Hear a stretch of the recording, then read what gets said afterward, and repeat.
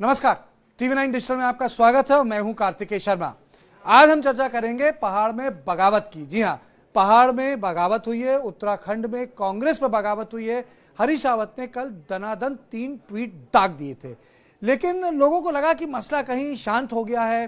हरीश रावत बाद में वो पब्लिकली दिखे भी, उन्होंने लोगों से बातचीत भी की, कांग्रेस के लिए ट्वीट भी किए, लेकिन देर रात होते होते हरीश रावत के मीडिया सलाहकार ने एक बयान जारी किया और उस लंबे से बयान में उन्होंने कांग्रेस उत्तराखंड के सेक्रेटरी, जो उत्तराखंड के जिम्मेदार हैं, उन पर आरोप लगाया कि वही लोग भारतीय जनता पार्टी के साथ काम कर रहे हैं।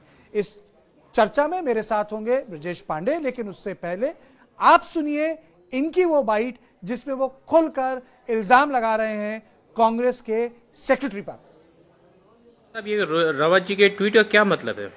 देखिए, हरीश रावत जी ने सबसे लोकप्रिय नेता हैं कांग्रेस के। उत्तराखंड राज्य निर्माण में कांग्रेस को 2002 में सत्ता में वापसी में उनका बड़ा महत्वपूर्ण योगदान है। और यदि उन्होंने कोई ट्वीट किया है, अपनी भावनाएं व्यक्त की हैं, अपने मन की बात की है, तो उसका बड़ा गहरे मतलब होगा। और जो कांग्रेस का आम कार्यकर्ता सोच रहा है, जो चर्चा चल रही है, उसके अनुसार ऐसा लगता है कि कहीं ना कहीं कोई ताकत भाजपा से मिली भगत कर भाजपा से साजिश रचकर कांग्रेस की वापसी में इस राज्य के बाधा उत्पन्न करना चाहती है। कहीं ना कोई साजिश ऐसी चल रही है जिसमें हरीश रावत जी के हाथ बांधने की बात हो रही है, जिसमें कांग्रेस के सत्ता में वापसी के रास्ते में बाधा उत्पन्न करने की बात की जा रही है। बहुत से लोग कह रहे हैं कि प्रभारी जी पीसीसी का काम देख रहे हैं। प्रभारी जी का हम बहुत सम्मान करते हैं, परंतु प्रभारी का काम कोऑर्डिनेट करना होता है, समन्वय स्थापित करना होता है। परंतु यदि प्रभारी ही कहीं बाधा उत्पन्न कर रहे हैं तो ये तो गंभीर बात है। और लगता यह है कि भाजपा के मंसूबों को पूरा करने के लिए कोई अदृश्य ताकत जो साजिश कर रही है, उसमें हमारे कई बड़े नेता जो हैं वो शामिल हो गए हैं, कहीं ना कहीं उस साजिश का हिस्सा बन गए हैं। इसीलिए हरीश रावत जी को अपने मन की बात ट्वीट हैंडल के माध्यम से करनी पड़ी। और कांग्रेस के कार्यकर्ता भी बहुत कुपित हैं। जो चर्चा है वो ये है कि कहीं ना कहीं प्रभारी जी जो हैं, तो आपने देखा कि वो कह रहे थे कि कहीं ना कहीं चर्चा, उस बाइट को मैं पूरी कर देता हूं, कह रहे कहीं ना कहीं चर्चा है कि प्रभारी खुद मतलब भारतीय जनता बीजेपी से मिले हुए। तो प्रदेश, पहले बताइए ये इतना चिलपौं क्यों हो गया उत्तराखंड में, पंजाब की तरह?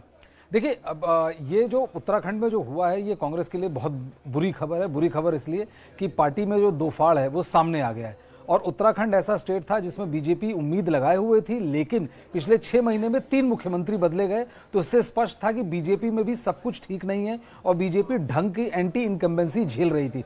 उस दौरान जो ये सामने आया, जो इसका जो ट्रिगर पॉइंट बना वो बना राहुल गांधी की रैली, जिसमें जो लेट जनरल रावत की के बड़े कटआउट्स लगे गए। और इनके सलाहकार का ये कहना था कि वहां पर खुलेआम हरीश रावत, जो उत्तराखंड के सबसे बड़े कांग्रेस के नेता हैं, उनका अपमान हुआ। देवेंद्र यादव, जो एआईसीसी के स्टेट इंचार्ज हैं, उनकी मौजूदगी में हरीश रावत के पोस्टर्स हटाए गए, कटआउट्स हटाए गए। तो ये उनका कहना है कि ये एक तरह से हरीश रावत को मार्जिनलाइज करने की कोशिश है। और अब तो उन्होंने ये भी इल्जाम लगा दिया कि देवेंद्र यादव बेसिकली बीजेपी के लिए काम कर रहे हैं। आपको ये नहीं लगता कि कहीं ना कहीं जो पूरा मामला है सीटों से जुड़ा हुआ है या उससे जुड़ा हुआ है, जिसे कहते हैं कि कैंपेन में ज्यादा बखत हो, ज्यादा से हो, और ऑर्गेनाइजेशन में जो इंडक्शंस होते हैं चुनावों से पहले जो जिम्मेदारी दी जाती है उसमें उनके खेमे के आदमी लगाए जाएं, कहीं ये तो नहीं ब्रजेश? बिल्कुल, ये भी एक बड़ा मसला है, क्योंकि आमतौर पे जब बड़ा नेता होता है, हरीश रावत को पता है कि कांग्रेस की पूरी स्ट्रेटजी उन्हीं के इर्द गिर्द घूम रही है। कैंपेन कमेटी के वो चेयरमैन भी हैं उत्तराखंड के, तो वो चाहते हैं कि जो भी निर्णय हो, उस निर्णय को पूरी की पूरी तरह से वो हरीश रावत के थ्रू ही जाए, ना कि उनके ऊपर थोपा जाए। और वो जो फ्री हैंड चाह रहे थे देवेंद्र यादव को लेकर, जो उन्होंने सीरीज ऑफ ट्वीट्स की, वो आमतौर पर आदमी तभी करता है जब वो प्रयास करने के बाद उसको लगता है कि अब मेरी स्थिति इसके आगे नहीं बढ़ पाएगी, this far and no further. उसके बाद वो पॉलिटिकली फ्रस्ट्रेट होता है और उसके चलते उन्होंने ये जो 3 ट्वीट किए। लेकिन इन 3 ट्वीट से कांग्रेस के खेमे में मेरे को लगता है काफी खलबली भी मचेगी और निराशा भी आएगी, क्योंकि उत्तराखंड एक ऐसा स्टेट था 5 राज्यों में जहां पर उम्मीद कर रहे थे कि कांग्रेस अच्छा परफॉर्मेंस करेगी और शायद सत्ता में वापसी कर दे। इसमें सबसे बड़ी मौज आई कैप्टन अमरिंदर सिंह को, क्योंकि जो उन्होंने कल ट्वीट किया कि जो जैसा करता है आदमी वैसा भरता है। है, क्योंकि हरीश रावत पंजाब के इंचार्ज थे और वहां सत्ता सिद्धू को चली गई।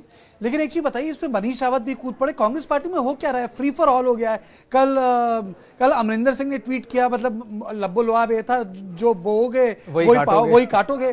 आज मनीष तिवारी जो वरिष्ठ नेता है कांग्रेस के, उन्होंने कह दिया कि भोग लगा दिया आपने पंजाब में ये सब किया, आपने आसाम में ये सब किया, अब आप उत्तराखंड में आप भोग लगा दो।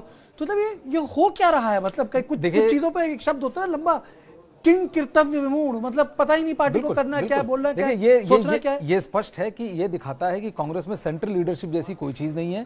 यदि आपके पास सेंट्रल लीडरशिप है और सख्त सेंट्रल लीडरशिप होती है तो इस तरह के बयान एक आध दो लोग देते हैं, लेकिन जिस रेगुलरिटी के साथ जैसे मनीष तिवारी ही बयान दे रहे हैं, जो आमतौर पर जो सेंट्रल लीडरशिप की लाइन होती है उससे इतर लाइन होती है और उनका कुछ नहीं होता, तो ये साफ दिखाता है कि सेंट्रल लीडरशिप के नाम पर इस टाइम पे कोई नहीं है और कोई एक ऐसा आदमी नहीं है जो इतना मकबूल हो कि उसकी आंखों की शर्म भी बची हो पार्टी के अंदर। वैसा बिल्कुल नहीं दिख रहा है। इसीलिए हर आदमी अपने अटेम्प्ट को कर रहा है कि यदि कोशिश करके देख ले तो हो सकता है मेरी हैसियत और बढ़ जाए। और यही इनको पंजाब में भी हो रहा है, यही उत्तराखंड में भी हो रहा है, और जितने स्टेट्स को हारने की कला कांग्रेस मुझे लगता है बड़ी स्पीड से सीख रही है। मतलब अब ये कह सकते थे उत्तराखंड के बारे में कि पंजाब, गोवा, बाकी जगह तो लोग छोड़ के जा रहे हैं, उत्तराखंड अकेला स्टेट था जहां लोग आ रहे थे, कुछ लोगों की आने की बात थी, तो यहां भी सब हो गया। ये केवल जनरल सेक्रेटरी और हरीश रावत वाला मामला है, या आपको लगता है कि वाकई उत्तराखंड कांग्रेस में प्रॉब्लम हो गई है, मतलब पीसीसी लेवल पे?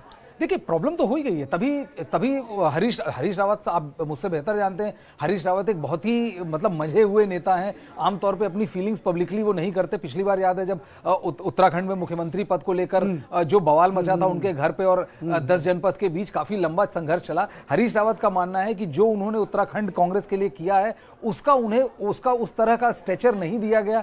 पार्टी में ऑटोमेटिक वो क्वालिफाई नहीं कहे जा रहे कि नहीं, यदि हम जीतेंगे तो हरीश रावत ही मुख्यमंत्री बनेंगे, और जब भी वो मुख्यमंत्री बने उन्हें लड़के ये चीज मिली, ना कि एक नेचुरल कोर्स ऑफ एक्शन में मिली, जिसका वो मतलब उनके पार्टी में और उनके समर्थकों को कहना है वो डिजर्व करते हैं। तो इसको लेके एक खटास उनके मन में है ही है। इस बार उनको लगा कि नहीं, कुछ भी होगा, मैं कैंपेन कमेटी का चीफ हूं तो इसका मतलब ऑटोमेटिक मेरी प्रोग्रेशन होगी। आपको याद है जब वहां पे चन्नी को बनाया गया तो खुद हरीश रावत ने एक स्टेटमेंट दिया कि नहीं, हमारे यहां भी एक दलित को हम बनाएंगे। तो बड़ी बौखलाहट की स्थिति रही, बड़ी उहापोह की स्थिति रही कि आखिर हरीश रावत कहना क्या चाहते हैं और करना क्या चाहते हैं। और अब लौट के आया कि हरीश रावत को अब ये लग रहा है कि शायद देवेंद्र यादव पे इनके ग्रुप का इल्जाम है कि ये जब भी पूछा जाता है मुख्यमंत्री कौन बनेगा, मुख्यमंत्री का चेहरा कौन होगा, तो बार बार कहते हैं कलेक्टिव लीडरशिप। तो उन्हें ये डर भी है कि यदि इस वक्त हमने अपने मसल्स फ्लेक्स नहीं किए तो कोई बड़ी बात नहीं, चुनाव जीते और मुख्यमंत्री कहीं कोई और ना बने। मतलब ये ऐसा तो नहीं हो रहा है कि जो खुद ट्रबल शूटर थे पंजाब में और प्रॉब्लम सॉल्वर थे, खुद प्रॉब्लम हो गए? जैसे संकट मोचक खुद संकट बन गया, संकट में आ गया।